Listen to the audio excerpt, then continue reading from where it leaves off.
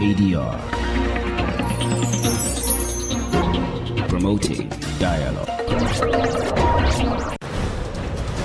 It's midday in Dakar, 1 p.m. in Cotonou. Good afternoon and welcome to Newslink on West African Democracy Radio, broadcasting on 94.9 FM and around the world at WADR.org. First, our top stories. 39th African Union Summit gets underway in Addis Ababa, Ethiopia. Africa is blessed with majestic rivers like the Nile, Niger, and Zambezi. Our approach towards these resources should be guided by the principle of Ubuntu. Malian truck drivers suspend operations after terrorists killed 12 transport workers. Senegalese government responds to public outcry over students' death at UCAD. Regarding the scholarship issue that sparked the unrest, there may have been a misunderstanding between the students and the administration. Les étudiants et l'administration. And Ghana's parliament speaker ordered reintroduction of anti-LGBTQ clause for plenary debate. Please stay with us for details of these stories and more. On the news, this is Sankulu Jibril Janko. Many thanks for joining us this afternoon. Newslink kicks off in Addis Ababa, the Ethiopian capital, as the African Union's 39th summit gets underway today. Foreign ministers, ambassadors and delegates are all present at the Executive Council, which paves the way for a wider consultation by heads of states in the coming days. The council kicked off with speeches reminding the continent of the imperative to rethink and redirect actions to resolve some of the issues it faces. From Abuja or from headquarters of AU and Addis Ababa, Abdullah Hassan reports. The 39th African Union Summit has opened in Addis Ababa with the Executive Council bringing together foreign affairs ministers from across the continent. Over the coming days, delegates will deliberate on major challenges facing African countries, from unconstitutional changes of government and rising insecurity to economic prospects and the effects of climate change. AU Commission Chairperson Mohamed Ali Yusuf outlined these priorities while declaring the summit open. We are all aware of the limited effectiveness of marathon summits. The success of our meetings largely depends on our ability to focus on strategic issues and on matters that demand the highest priority. For the host nation, Ethiopia, expanding access to water and improving sanitation systems, the central focus of this summit will require stronger collaboration and increased investment. Ambassador Berhanu Segai is Ethiopia's State Minister for Foreign Affairs. Africa is blessed with majestic rivers like the Nile, Congo, Niger, and Zambezi, and great lakes like Victoria, Tanganyika, and Malawi. Our approach towards these resources should be guided by the principle of Ubuntu, taking into account the needs, situations, and aspirations of all concerned. In his keynote address, the Executive Secretary of the UN Economic Commission for Africa, Clever Gatete, stressed that transforming Africa's trajectory will require deliberate efforts to industrialize economies, boost intra-African trade, and build human capacity. If we finance our infrastructure, integrate our markets, add value to our resources, and trade more with each other, Africa will not just participate in the global economy, it will help to shape it. The summit aims to deliver actionable policies to improve water and sanitation access for millions, accelerate progress toward the SDGs, and advance the AU's Agenda 2063. From Addis Ababa, I'm Abdullah Hassan, reporting for WADR. In Senegal, the government is addressing public concerns about the death of a student at the Anta Diop University in Dakar. The deceased Abdoulaye Ba was a second-year medical student who died on Monday following classes with police during a student demonstration. In response to growing public pressure, the government held a press conference on Tuesday. Several ministers provided clarifications and announced legal measures regarding the incident. Osman Omar tells us more in this report. The first to speak out was the Minister of Higher Education. Faced with the anger of students who justified their protest by citing payment delays, Dauda Ngom felt compelled to provide clarifications. Regarding the scholarship issue that sparked the unrest, there may have been a misunderstanding between the student and the administration because since the beginning of the academic year, scholarships have been paid regularly. To date, the state owns no scholarship arrears to the students. On the security front, the deployment of law enforcement into the heart of the university campus, a normally protected area, has sparked strong criticism. The Minister of the Interior, Mamadou Bamba Sise, addresses this intervention and makes some revelations. From the first hours, the public prosecutor's office was seized so that the whole truth could be revealed and that responsibilities could be borne without weakness or protection. Another state institution present at the press conference was the Minister of Justice. Minister of Justice announces the opening of an investigation to determine those responsible for the student's death. About 10 days ago, we received information that led to searches of students' residences, which resulted in the discovery of tear gas grenades. A surprise search uncovered bladed and blunt weapons, indicating that some individuals were planning to attack the campus infrastructure, and therefore the presence of the security forces in the area was solely motivated by a desire to protect these public assets. Meanwhile, the students set the tone of response even before the government address. In a press statement, Student Association Collective declared a complete cessation of academic activities. The students announced legal action against the Senegalese government at both the national and international levels. Usman Omar voiced that report. Well, in Guinea, the public prosecutor provides details about the sound of gunfire on Tuesday morning at Conakry Central Prison. According to the Attorney General, the gunfire was triggered by a systematic search of prison cells, which an inmate named Tumba Jakite allegedly refused to cooperate with. As a result of his refusal, Jakite was transferred to Koya Civil Prison, located about 50 kilometers from the capital, Conakry. However, his lawyers denounced the transfer as an arbitrary action. Christopher Atichi reports. There was total panic on Tuesday in the Kalum Administrative Center. Heavy gunfire was heard inside Conakry Central Prison. According to the Ministry of Justice, a refusal to search the cell of Commander Tumba Jakite, who is convicted in the case of the September 28, 2009 stadium massacre, is believed to be the cause of the incident. Fallou Doumbouya, the Attorney General of the Conakry Court of Appeal, explains. This controlled operation led to the discovery and seizure of several prohibited items, including cell phones and bladed weapons. During the operation, Mr. Abu Akad Jakite displayed aggressive behavior by refusing to submit to a search and making threats against the security officers. His threatening behavior was not only directed at the police, but also created tensions among other detainees. The former aide-de-camp of Captain Musa Dadis Kamara has finally been transferred to the Koya Civil Prison, located more than 50 kilometers from Conakry. Attorney General Doumbouya justifies the transfer. Faced with this alarming situation, the prison administration made the legal and appropriate decision to transfer Mr. Abu Jakite to the Okoja Central Prison. This measure aims to preserve public order and guarantee the safety of both the other inmates and the prison staff. In a statement, Tumba Jakite's legal team denounced the method used to extract their clients. They also protested against the authorities' failure to disclose the identity of the person who signed the extraction order. A report by Cherno Alpha Ibrahim Abaldi in Conakry, voiced by Christopher Aticho. More stories coming up on West Africa Democracy Radio. Newslink continues. Elsewhere in Mali, a wave of discontent is growing within the transport sector. Earlier this week, the National Union of Truck Drivers announced the suspension of its activities.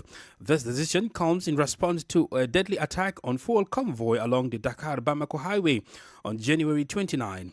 The attack resulted in the deaths of approximately a dozen people, including drivers and their assistants. Imo Edit gives the details of this development. In a press statement, the National Union of Truck Drivers announced that the bodies of several drivers killed in the attack on the fuel convoy are still abandoned between Kayes and Djibouti, near the Senegalese border. The union says it contacted the relevant regional and national authorities since the end of January, but has yet to receive a concrete response. This prolonged wait only intensifies the pain felt by the victims' families and fuels anger within the profession. According to Sinako, leaving the bodies unattended is an affront to the dignity of the victims and undermines the solidarity of the trucking community. In a show of anger, the union has declared a complete halt to all its activities. All operations related to the transport of goods, particularly unloading, will remain suspended until the remains are repatriated. It is important to know that 2 weeks ago, 12 drivers and apprentices lost their lives during the attack on the fuel convoy along the Dakar-Bamako corridor. Last November, the Group for the Support of Islam and Muslims, JNIM, had specifically identified fuel transporters as targets. At the moment, the Malian authorities have yet to address the demands of the National Union of Road Haulers. Imo added with the details of Ali Cham's report from Bamako. Traveling to Ghana, parliamentarians are expected to renew debate on the contentious Human Sexual Rights and Family Values Bill 2025, commonly known as the Anti-LGBTQ Bill. On Tuesday, the Speaker of Parliament, Alban Sumana Babing, ruled that the proposed legislation meets constitutional and procedural requirements for reintroduction. The decision comes amid increasing pressure from the minority in Parliament, which accuses the ruling administration of delaying the passage of a bill it campaigned for ahead of the 2024 general elections. WDR's Accra correspondent Nadi Ditete completes the story. Addressing the House on Tuesday, the Speaker of Parliament, Alban Sumana Babing, reminded members that the legislation was first introduced in August 2021 and passed by the 8th Parliament in February 2024, but lapsed after it failed to receive presidential assent before that Parliament was dissolved. After the inauguration of the 9th Parliament, he said the bill was referred to the Office of the Attorney General and Ministry of Justice in January 2025 for review, with the Attorney General's observations later forwarded to its sponsors. 9 MPs subsequently indicated their intention to reintroduce the legislation, among them Samnati George, Emmanuel Kwesi Bejra, Reverend John Ntimfojo, Helen Ntoso, and Vincent Akwasifua. Speaker Babing said the Committee on Private Members' Bill and Private Members' Motions unanimously advised that the bill could proceed, concluding that it does not breach constitutional provisions or impose any charge on the Consolidated Fund, clearing the way for its return to the floor of the House. The bill does not contravene any constitutional provision, particularly Articles 106 and 108 of the 1992 Constitution. The bill does not contain any provision that seeks to impose taxation or charge on the Consolidated Fund or other public funds of Ghana, or impose payment, issue, or withdrawal from the Consolidated Fund. The committee, by a unanimous decision, advised that the bill be introduced in the House. Following his ruling, Speaker Babing formally instructed the Business Committee of the Parliament of Ghana to schedule the bill for presentation and consideration by the House. For WDR, Nadidi Tete, Accra. Meanwhile, ECOWAS and Nigeria's National Defense College are enhancing leadership capacity for regional peace through specialized training for senior mission leaders. These collaborations arise in response to increasing security challenges throughout West Africa. WDR's Abuja correspondent Yeche Nusasetu gives the details. Rising insecurity across the West African region underscores the need for stronger coordination and leadership in peace support operations, according to the acting head of ECOWAS Peace Support Operations Division, Adamu Sani. The region grapples with terrorism, insurgency, and transnational organized crime, threatening the very fabric of our societies. Sani notes that evolving threats, including terrorism, transnational crime, and political stability, require mission leaders who can respond strategically to complex and rapidly changing security environments. To address this, ECOWAS, in partnership with the National Defense College, launched the Senior Mission Leadership course. It aims to equip senior officials with the skills needed to plan, coordinate, and lead multidimensional peace operations across the region. Country Director of the ECOWAS Senior Mission Leadership course, Istefan Zabadi, says the program focuses on strengthening decision-making. The objective of the course is to develop and train an ECOWAS leadership capacity that is available for selection and deployment for leadership positions in ECOWAS, AU, and UN missions. Meanwhile, the Deputy Commandant of the National Defense College, Major General Kevin Ukandu, reaffirms the institution's commitment. The National Defense College remains fully committed to supporting the Commission through its services and facilities in hosting future events geared towards enhancing peace and security in the region. According to participants, the initiative comes at a critical time as ECOWAS seeks to improve the effectiveness of peace missions and strengthen cooperation among member states in addressing cross-border security threats. For WADR, Yechini Sasitu in Abuja. You're listening to Newslink on West Africa Democracy Radio 94.9 FM and online at wadr.org. Here's a reminder of our top stories.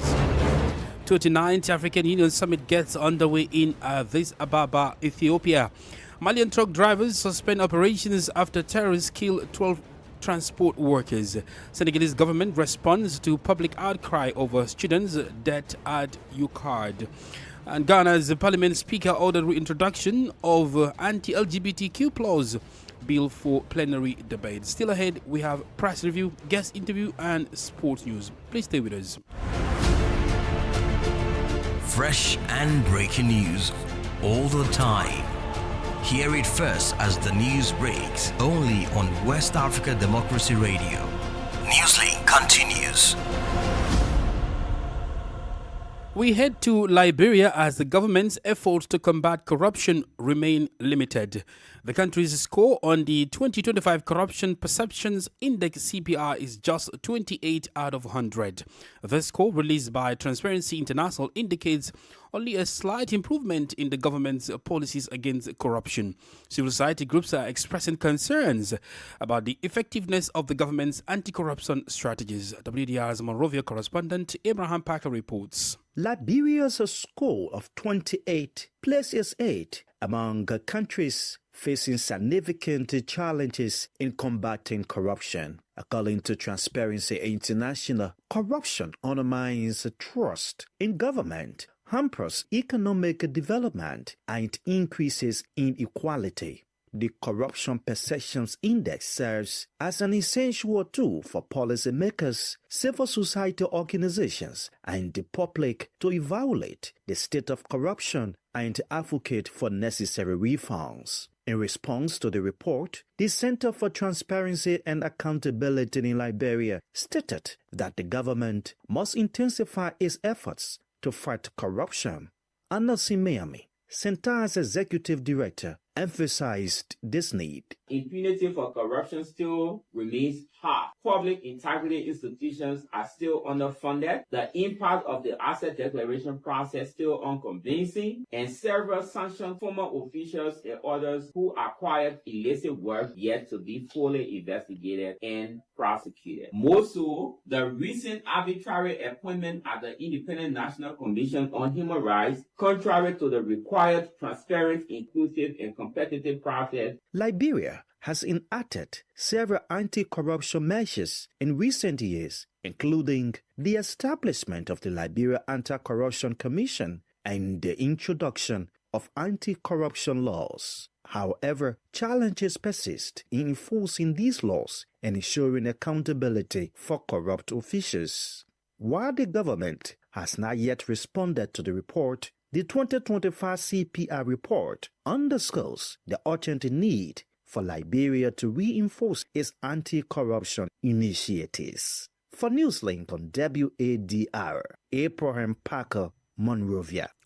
In the Gambia, youth leaders from across the country are participating in civil engagement training ahead of the December 5, 2026 general elections.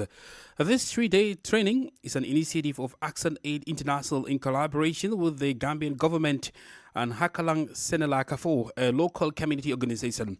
The program aims to enhance inclusive civic space and empowering marginalized young people to actively engage in national development efforts. This is the Newspaper Review. Stay abreast and find out what the top stories are in your country. This is the Newspaper Review. The Newspaper Review.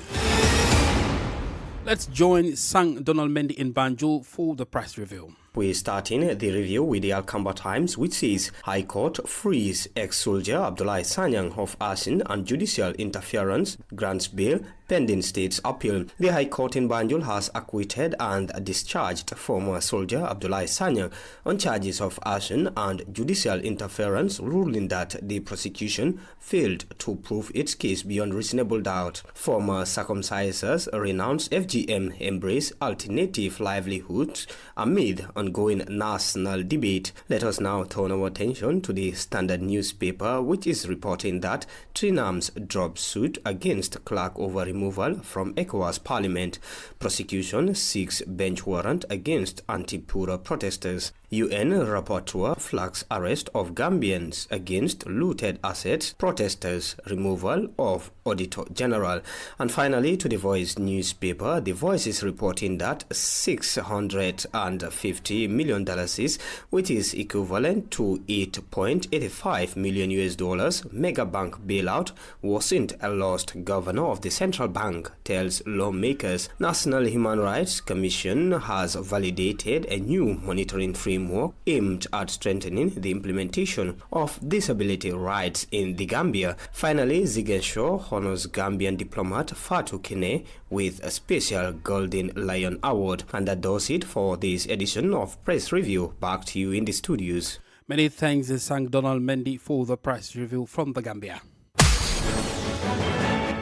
Politics, analysis on major news, social matters, and all. This is A Guest.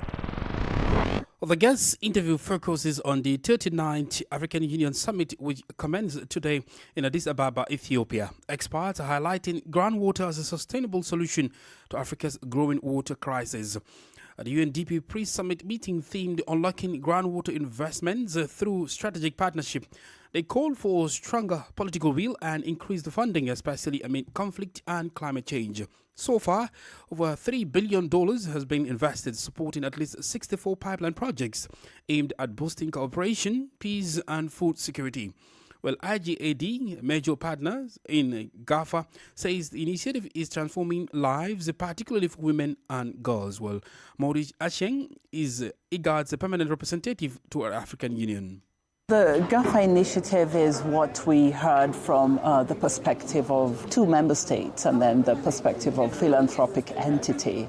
It is an initiative that seeks to work closely with governments to help them unlock investments in groundwater and by so doing help to make available water resources in marginalized regions, in this instance in the Horn of Africa. It is for the moment focused in the Horn of Africa, but it's continental in remit. The focus on the Horn of Africa means that the partner of choice for UNDP for this particular side event was IGAD. IGAD being an intergovernmental organization that brings together 7 member states from the Horn of Africa. So in short, this is about helping governments to secure, mobilize the funding that they need to get the investments they need to unlock water resources, basically make safe drinking water available to marginalized populations. What were some of the existing issues or challenges in the Horn of Africa that phase 1 of GAFA has resolved? I think we heard from a few of the presenters during the panel discussions about how they are managing to ensure that water resources across national borders are shared. I think this is a phenomenal example, demonstration, if you will, of how an initiative such as GAFA can help to minimize the triggers of conflict. If water scarcity is likely to trigger conflict, it's a no-brainer that you address that by making water more available than it is and figuring out solutions to sharing it. So beyond being IGAD permanent representative, you are a woman, you are a mother, you are right now the face to the struggle for millions of women who have been denied several of their rights and privileges when it comes to natural resource. One of them is water. Do you think with this project that there will be a quick reversal of this ugly trend to have women economic empowerment sustained, the retention of the girl child in school increased? Well, making potable water available is a game changer. It means women and girls do not have to spend long hours searching for water. That time could be more effectively put to other income-generating activities, or in the case of girls going to school, like their male siblings. So it is a critical priority for many governments in this region, understanding the disproportionate impact that the lack of water has on women and girls. What do you see as the future of the GAFA initiative, which really hopes to extend, but you only extend when there is good funding? Well, the plan, not just of IGAD, but of many of our member states, is to look to new sources of funding, with the old traditional sources of funding drying up, as you've rightly noted. It is incumbent upon us to continuously reflect on new ways of mobilizing resources, hence the decision to partner with SIF in this instance. And SIF has been extremely impactful in terms of helping key countries in the region to unlock their groundwater potential. That was Marine Acheng, Intergovernmental Authority on Development, IGAD's permanent representative to the African Union. Well, in sports, South Africa defeated Afghanistan in a thrilling T20 World Cup clash in Ahmedabad, winning after two super overs in one of the tournament's most dramatic finishes. After both teams were tied at the end of the regulation and the first super over, David Miller's explosive 16 runs in the second super over helped seal a 4-run victory for the Proteas. It marks only the third time in men's T20 international history that a match has been decided by multiple super overs. In football, Tottenham Hotspur have sacked manager Thomas Frank following a poor run of results that left the club 16th in the English Premier League, just 5 points above the relegation zone. The Danish coach, appointed last summer, departs with the lowest points per game record of any sports manager after 5 matches. Meanwhile, in France, Olympique Marseille have parted ways with Robert De Zerbi after mutual agreement, after disappointing results and performances capped by a 5-0 defeat to Paris Saint-Germain PSG over the weekend. Club officials say the team needs a reset to avoid a troubled end to the season. We've come to the end of this edition of Newslink on West Africa Democrats Radio, broadcasting from Dakar, Senegal. Thank you for listening, and many thanks to Mustafa Sek and Maudu Juve for the technical assistance. Do interact with us via our social media platforms, X and Instagram, and Facebook at WDR English. I am Sankule Janko. Good afternoon. And many thanks to you for listening to Newslink via Hot 104.3 FM, New Me FM 94.0, Hilltop Radio 104.7 FM, and Veritas Radio 102.9 in Banjul, the Gambia. We also appreciate our listeners in Liberia via Alternative Youth Radio 98.9 FM, Lofa County, Radio Kaigama 94.5 FM, Nibe County, DCN Radio 91.3 FM, Riverside County, Wakat FM Radio, Banga, Liberia, Radio Gaf FM 91.3 Sierra Leone in Nigeria, and Love 104.5 FM Abuja. For you listening via Radio Pad 95.1 Damango, Savannah region, and on Royals FM 104.7 Wenchi, Ghana, we say a big thank you. Remember, West Africa Democracy Radio is all about you, your views, and your